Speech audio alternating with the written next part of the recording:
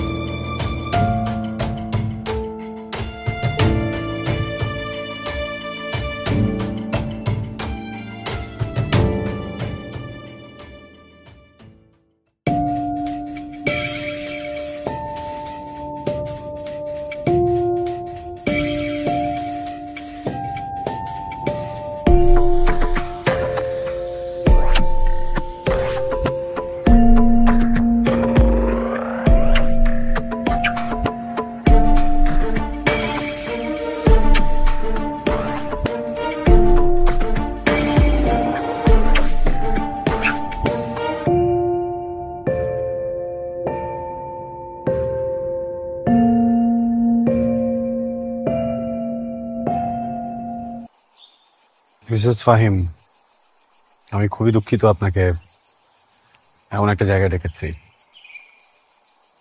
আসলে যে বিষয়ে আপনার সাথে কথা বলবো সেটা আপনার জন্য খুব সম্মানজনক না, তাই অফিসের সবার সামনে বলতে চাইনি।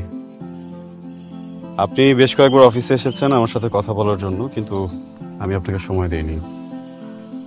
আপনি নিশ্চয়ই ভেবে নিয়েছেন এর পিছনে ব্যক্তিগত কোনো কারণ আছে।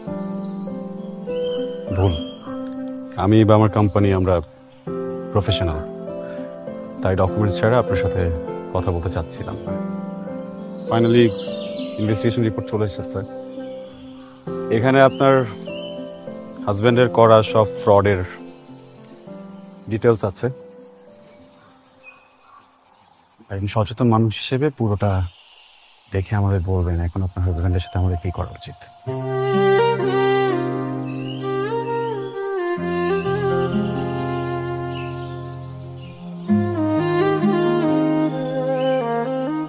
তোমার যেটা ভালো মনে হয় তুমি করো, আমার তোমাকে বলার কিছু নেই। মিসেস ফাহিম, আমরা অবিবেচক নই। আপনার পরিবারের বিষয়টা আমরা ভেবেছি, আপনার সন্তানের বিষয়েও ভেবেছি। আপনার হাজবেন্ড যে পোস্টে চাকরি করছিলেন তার জন্য আমরা বাহির থেকে এখন কাউকে হায়ার করছি না। অ্যাপয়েন্টমেন্ট লেটার আপনি চাইলে কাল থেকে জয়েন করতে পারেন।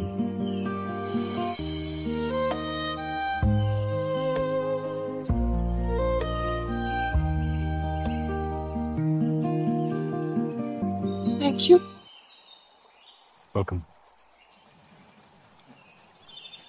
Kaiser,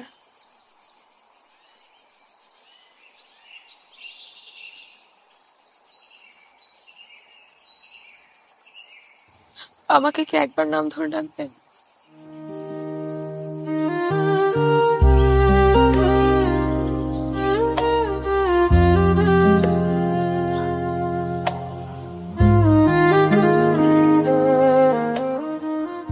good luck Prasun. আমার প্রথম সকাল বেলা তোমার ডাকে ভাঙু, সারা দিন মান তোমার কথায় ইচ্ছে মতো রাঙু। আহারে মায়া, আহারে তুমি জীবন জুড়ে থাকো। পাখি গো নাম ধরে ডাক